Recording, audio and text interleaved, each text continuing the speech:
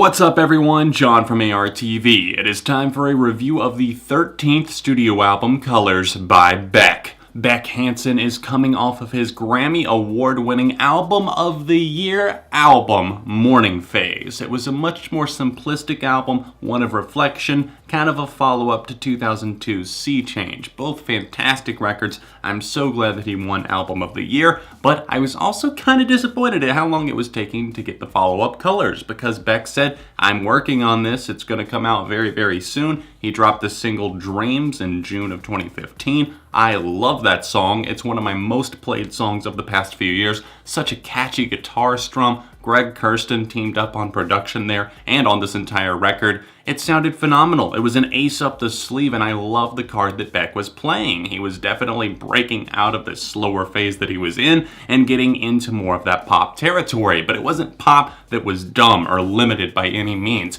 I could see Beck bringing so much to the table. That's why I was just really anticipating this release, and I thought it was going to come out much sooner. But at the same time, if Beck wanted to be the perfectionist and make the tweaks that he needed to, then so be it. There's so many different instruments on this record. Both Beck and Greg Kurstin play literally everything. So even though the glockenspiel or the saxophone or whatever else might not be at the forefront of every song, they're mixed in there, they're thrown in the mix, and it's not always low in the mix either. They kind of just pop up for some really cool and interesting and odd moments, like Wow, for example, is that a pan flute? And obviously on the title track, Colors as well. I love the vocal sampling, and once again, what sounds like a woodwind instrument. It sounds phenomenal, one of the most catchy hooks that I've heard all year long, and it's not done so in a distasteful way, especially with that vocal sampling, something that definitely annoys me occasionally, but here it is done right. Kurstin is one of the most in-demand producers, so obviously Beck had to bide his time and use it wisely whenever he did have Greg Kurstin. Kurstin apparently got his break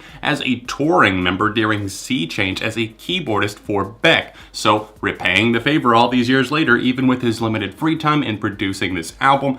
And I have to say that I'm pleased that this was the choice for producer. Even though I didn't like the recent Foo Fighters album, I still really admired what he did in places with the production, and here you can definitely see the talent and skill that he brings to the table, the way that he's able to balance so many different things going on at once. As an overarching album, I feel like Colors definitely puts its best foot forward right out of the gate. Like the first 5 or 6 songs, very, very strong, but obviously we had heard some of those before, especially Dreams and Wow. They've been around for 2 and 1 year respectively, and they're songs that I've loved, but I've heard them so many times that I could easily just skip over them, leaving me really only 8 new songs to listen to, and through those 8, they're an easy breezy listen, and some of those in the second half tend to lose traction a bit. I mean, I felt like there was a strong hold and something that definitely had a presence, and a lasting presence at that, in the first half. And not that some of these songs in the second half, especially like Square One, for example, really standing out with a catchy melody. Love the keys on that track as well, and even the vocals, the message on it is pretty cool. But unfortunately, some of the songs in the second half, like Up All Night, which feels a bit stale and predictable, and then the closing track, Fix Me, which is an ode to love, and I love seeing Beck so happy on this album in general. Unfortunately, these two that I just highlighted are key reasons as to why the second half just feels a little bit more formulaic, especially for a pop, rock, alternative album that has Beck and Greg Kurstin collaborating. This thing should be making some absolute smashes, and it does. It's just that the songs that pale in comparison, very obviously pale in comparison. I already talked about my love for the opening title track, Colors, a great way to start this record, a foray into pop alternative, fusing things.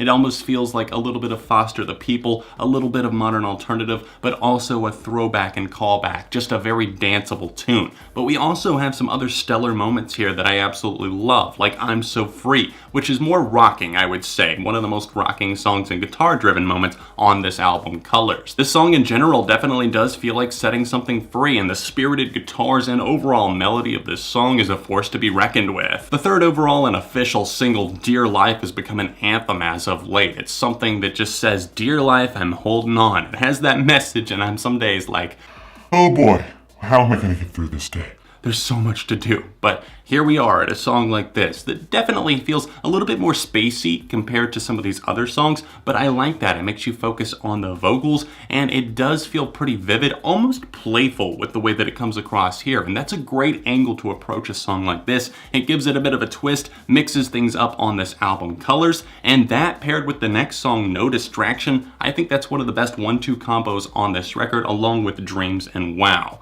Now, I will say with Dreams, the Colors mix here, I don't really care for that all that much because we get the bonus track, which is once again Dreams, but the Colors mix definitely takes away some things, especially the cursing. I'm talking about Stop Fucking With My Dreams. That's what's said in the original song. I always really liked that, and now it's Stop Dragging Down My Dreams. What is this, a One Direction song? Can't Drag Me Down? I guess technically it's an iTunes bonus track, but it's available on Spotify as well, so I just saved the original mix. Don't think that I'm counting against the album or anything because it's got 2 different versions of Dreams and one that I don't care for as much because they censored it. That's not the case, not doing that. Overall, I have to say, this is a pretty imaginative pop record for Beck, but there are a few moments that do fall a bit flat. Overall, I just feel like I'm wanting a bit more, and I feel like that's just the taste that it's going to leave on the listener's tongue because we waited all these years that he was teasing the project, and to just get 10 songs, some of which we had already heard years prior, I don't know. I feel like some people are just going to be a bit less than satisfied. Overall, I am happy with this project, though. I like a good deal of songs here. In fact, I would say I absolutely love some of these tracks, and I will be revisiting. I plan on purchasing this on vinyl from my record store. They have the limited edition yellow. Anyways, I've got a big weekend ahead, a lot of other reviews, and this is the one that I wanted to get out first. Be sure to drop a like on the review. Let me know your thoughts on it. Me personally, I'm going to give this a strong 3.5 out of 5. Make sure you subscribe to the channel because friends don't let friends go unsubscribed. If you would like to see another Beck review, it's right here. Another recent alternative review right over here. My Patreon is over there in the corner. It helps videos like this keep coming on a monthly basis. Other than that, my socials in the description, and I'll see you very soon on ARTV.